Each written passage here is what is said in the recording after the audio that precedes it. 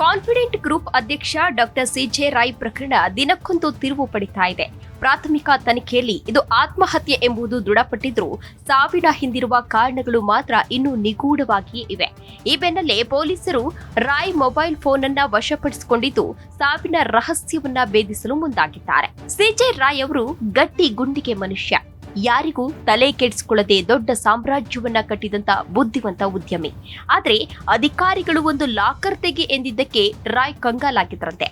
ಸಾವಿಗೂ ಮುನ್ನ ಸಿಜೆ ರಾಯ್ ಯಾರಿಗೆಲ್ಲ ಕರೆ ಮಾಡಿದ್ರು, ಕೊನೆಯದಾಗಿ ಯಾರೊಂದಿಗೆ ಮಾತನಾಡಿದ್ರು ಎಂಬ ಬಗ್ಗೆ ಪೊಲೀಸರು ತನಿಖೆಯನ್ನು ನಡೆಸ್ತಾ ಇದ್ದಾರೆ.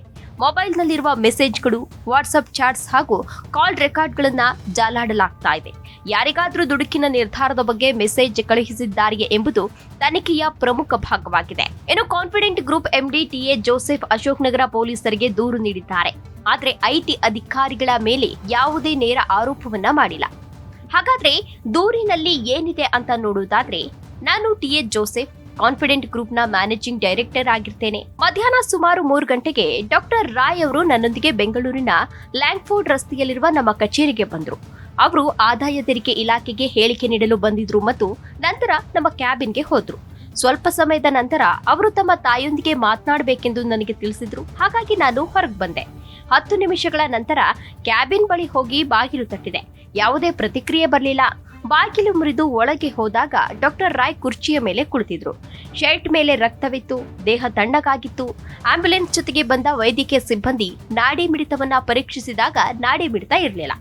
ಯಾವ ಒತ್ತಡವೂ ಅವರನ್ನ ಆತ್ಮಹತ್ಯೆ ಮಾಡಿಕೊಳ್ಳುವಂತೆ ಮಾಡಿರಬಹುದು ಎಂಬ ಬಗ್ಗೆ ಸಮಗ್ರ ತನಿಖೆ ಆಗಬೇಕೆಂದು ನಾವು ಬಯಸ್ತೇವೆ. ದಯವಿಟ್ಟು ಈ ವಿಷಯವನ್ನ ತನಿಖೆಯನ್ನ ಮಾಡಿ ಮುಂದಿನ ಕ್ರಮವನ್ನ ಕೈಗೊಳ್ಳಬೇಕೆಂದು ವಿನಂತಿಸ್ತೇನೆ ಇಂತೆ ತಮ್ಮ ವಿಶ್ವಾಸಿ ಟಿಎ ಜೋಸೆಫ್ ಎಂದು ದೂರಿನಲ್ಲಿ ಉಲ್ಲೇಖಿಸಿದ್ದಾರೆ. ರಾಯ್ ಬಳಿ ಪಿಸ್ತೂಲು ಇದ್ದಿದ್ದು ಐಟಿ ಅಧಿಕಾರಿಗಳ ಗಮನಕ್ಕೆ ಬರಲಿಲ್ವಾ? ಪಿಸ್ತೂಲ್ ತಂದು ಗುಂಡು ಹಾರಿಸಿಕೊಳ್ಳುವಷ್ಟು ಒತ್ತಡಕ್ಕೆ ರಾಯ್ ಒಳಗಾಕಿದ್ರ?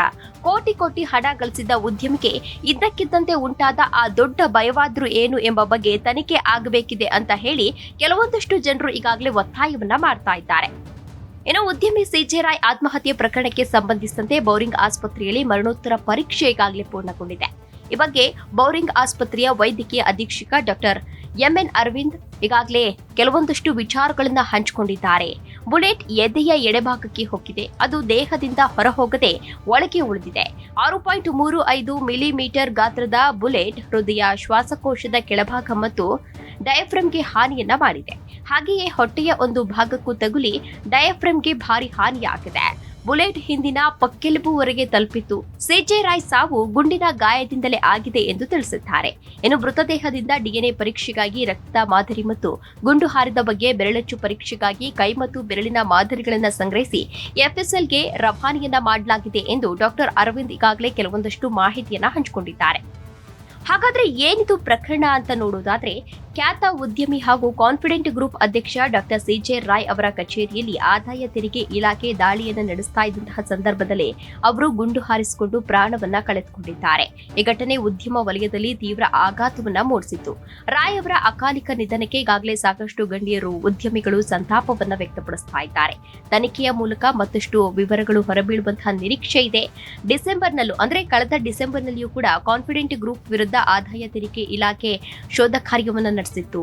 ಇದೀಗ ಮತ್ತೆ ಐಟಿ ಅಧಿಕಾರಿಗಳು ಕಚೇರಿಯಲ್ಲಿ ಶೋಧ ನಡೆಸ್ತಾ ಇದ್ದಂತಹ ಸಂದರ್ಭದಲ್ಲಿ ಸಿಜೆ ರಾಯ್ ತಮ್ಮ ಚೇಂಬರ್ಗೆ ತೆರಳಿ ಆತ್ಮಹತ್ಯೆಯನ್ನ ಮಾಡಿಕೊಂಡಿದ್ದಾರೆ.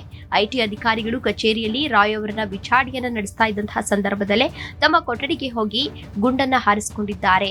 ಈ ವೇಳೆ ಅಧಿಕಾರಿಗಳು ಕಟ್ಟಡದಲ್ಲೇ ಇದ್ರು ಎನ್ನುವ ಮಾಹಿತಿ ಸಿಗ್ತಾ ಇದೆ. ಏನಾಗಿರಬಹುದು? ಜಸ್ಟ್ ಐಟಿ ಅಧಿಕಾರಿಗಳು ದಾಳಿ ಮಾಡಿದ್ರು ಅನ್ನೋ ಒಂದೇ ಒಂದು ಕಾರಣಕ್ಕಾಗಿ ಅವರು ಆತ್ಮಹತ್ಯೆಯನ್ನ ಮಾಡ್ಕೊಂಡ್ರ ಅಥವಾ ಬೇರೆ ಏನಾದ್ರೂ ಒತ್ತಡ ಇತ್ತ ಅನ್ನೋದ್ರ ಬಗ್ಗೆ ಪೊಲೀಸರು ಈಗಾಗಲೇ ತನಿಖೆಯನ್ನ ಕೂಡ ಕೈಗೊಂಡಿದ್ದಾರೆ. ಜೊತೆಗೆ ಅವರ ಫ್ಯಾಮಿಲಿಯವರನ್ನ ಕೂಡ ವಿಚಾರಣೆಯನ್ನ ನಡೆಸಲಾಗಿದೆ. ಕೊನೆಯ ಬಾರಿ ಯಾರಿಗೆ ಕರೆ ಮಾಡಿದ್ರು ಅಂದ್ರೆ ತಾಯಿ ಜೊತೆ ಮಾತನಾಡ್ತಾರೆ ಅಂತ ಹೇಳ್ತಾ ಇದ್ರು.